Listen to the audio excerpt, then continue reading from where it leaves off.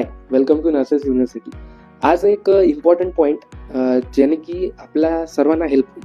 Sociology.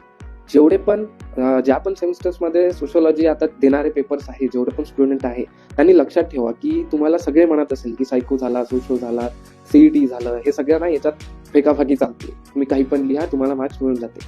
But एक limit असते, तथ्याच्या बाहेर फेकल्या गेला तर ते तुम्हाला फेकून देईल.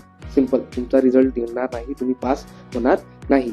सोशलॉजी एक असा सब्जेक्ट आहे, मान्य आहे, बोरिंग आहे, तुम्हाला काही पण लिहू शकतो, हे पण मान्य आहे. हा त्याचा प्लस पॉईंट आहे की तुम्ही काही थोडंसं न वाचून ऍडजस्टमेंटमध्ये थोडंसं आपलं लिहू शकता. थोडे सोशल इश्यूज असल्या कारणाने समाजात जे पण चालू आहे आपल्याला जर त्याचं ज्ञान आहे तर आपण लिहू शकतो. पण कोणी म्हणतात की गाणे लिहायचे, तर म्हणून तर जातात, बट काही लोक खरंच गाणे लिहून येतात, ऑथरच्या नावात कुणाचीही नावं लिहितात.